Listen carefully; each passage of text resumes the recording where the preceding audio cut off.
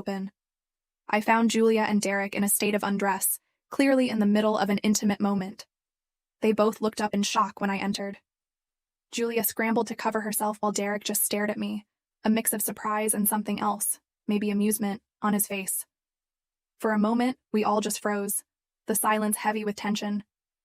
Then I exploded. I started yelling at Julia, asking how she could do this.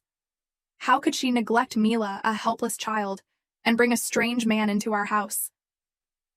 I told her she had betrayed our trust in the worst possible way. Then I turned to Derek. All the fear and anger from our past relationship came pouring out. I yelled at him to get out of my house, telling him I would call the police if he ever came near me or my family again.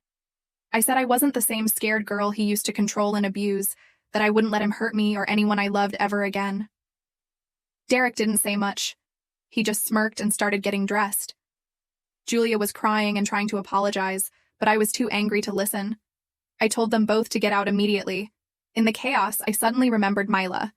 I rushed to her playroom and unlocked the door. She was huddled in a corner looking scared and confused. I hugged her tightly, apologizing over and over for leaving her alone. I told her everything was going to be okay now. I took Mila to her bedroom and told her to stay there while I dealt with Julia and Derek. When I returned to Julia's room, Derek was gone. He must have slipped out while I was checking on Mila. Julia was fully dressed now, still crying and begging me to let her explain. I was in no mood for explanations. I told Julia she needed to leave our house immediately. She protested, saying she had nowhere to go, but I was adamant. I couldn't trust her around Mila anymore, and I certainly couldn't let her stay after what I'd seen. Once Julia was out of the house, I called my husband.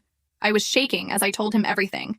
The nanny cams, Julia neglecting Mila, and Derek. He was shocked and furious. He said he would catch the first flight home in the morning. Until then, he told me to lock all the doors and call the police if Derek or Julia tried to come back. After hanging up, I went to check on Mila. She was understandably shaken by everything that had happened. I did my best to comfort her, assuring her that she was safe now and that Aunt Julia wouldn't be looking after her anymore. I felt terrible for putting her through this ordeal. As the adrenaline wore off, the full weight of the situation hit me.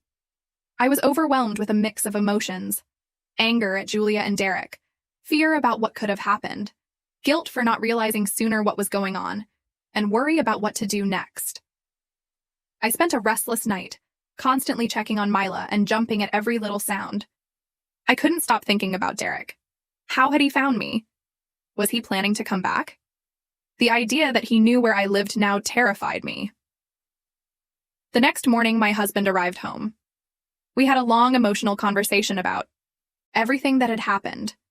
He was supportive and angry on my behalf, but also shocked that his sister could behave this way.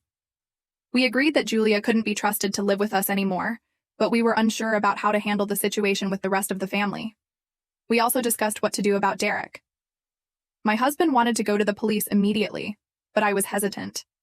I wasn't sure if they could do anything since he hadn't explicitly threatened me. Plus, the idea of having to recount our abusive relationship to strangers was daunting. In the end, we decided to consult with a lawyer before making any decisions. As for Mila, we agreed she needed to see a child therapist to help her process what had happened. We also decided to look into different childcare options, possibly a professional nanny or a reputable daycare center. It's been a few days since all this happened, and I'm still trying to process everything. I feel betrayed by Julia and angry at myself for not realizing what was happening sooner.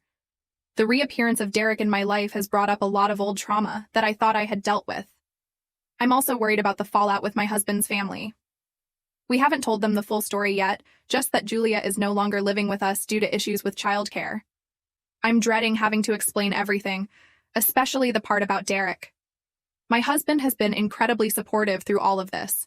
He's taken time off work to be home with us and has been helping me look into security measures for our house. We're considering moving, but that feels like such a drastic step. Mila seems to be doing okay, all things considered. She's been clingy and has had some trouble sleeping, but she's also shown remarkable resilience. Her first session with the therapist is scheduled for next week. I haven't heard from Julia since I kicked her out. Part of me feels guilty for putting her out on the street, but a larger part is still too angry to care. I keep replaying the camera footage in my mind, seeing her lock my daughter away like she was nothing more than an inconvenience. As for Derek, there's been no sign of him. I'm torn between hoping he's gone for good and fearing that he's out there, planning his next move. I've been jumping at shadows and struggling to sleep, always half expecting him to show up. I know we have a long road ahead of us. There are still so many unanswered questions and decisions to be made. How do we explain this to the rest of the family? Should we press charges against Julia for child neglect? How do we ensure Mila feels safe and secure again? And how do I deal with the resurfaced trauma from my relationship with Derek? For now, we're taking it one day at a time. Our main focus is on Mila's well-being and making sure our home is safe. We're also looking into legal options and considering therapy for myself.